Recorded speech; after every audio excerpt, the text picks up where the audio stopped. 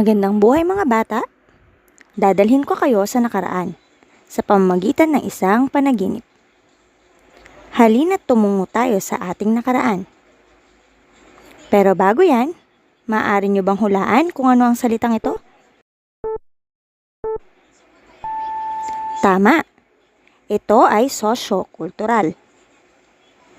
Ang kagalingan sa larangan ng sining, paniniwala, pakikipagkapwa-tao, at pag-aaral ng pag-uugali ng tao ay tinatawag na kalinangang sosyo-kultural. Makikita ang pamamaraan ng pamumuhay sa kasaysayan, modernisasyon, at teknolohiya ng isang bansa. Alam nyo ba na ang mga ninuno natin ay sumasamba sa kalikasan, katulad ng kahoy, ilog, araw, bato, at iba pa.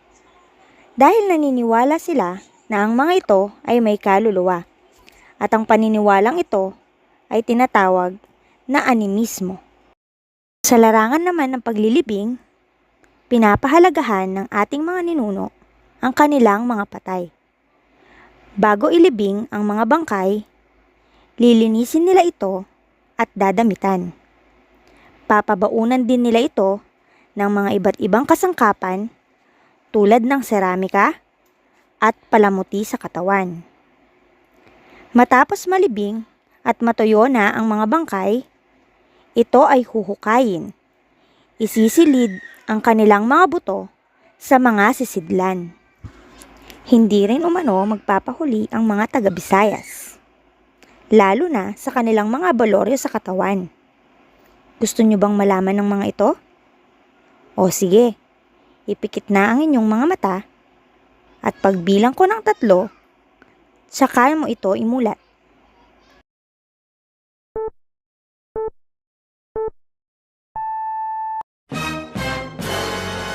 Ang mga ninuno natin dito ay nagsusuot ng mga palamuti, tulad ng ginto, pumaras na isang alahas na hugis rosas, at gambanes na isang gintong pulseras na isinusuot sa braso at binti.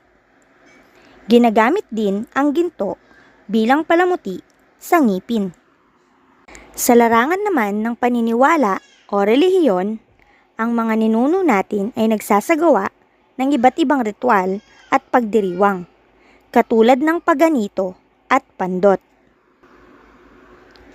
Ang paganito ay pagbibigay alay sa mga anito, at ang pandot ay isang pangpamayan ng alay na isinasagawa sa puno ng balete. At ito rin ang katawagan sa pagdiriwang at sama-samang pagsamba sa kanilang mga anito at kay bathala na isinasagawa sa isang bahagi ng bahay ng isang datu. Ang mga ritual ay pinangungunahan ng mga Katalonan sa Tagalog, Babaylan naman sa Bisaya.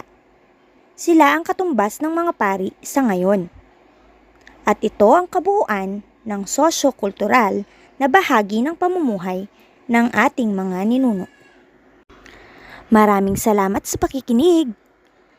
Sa uulitin.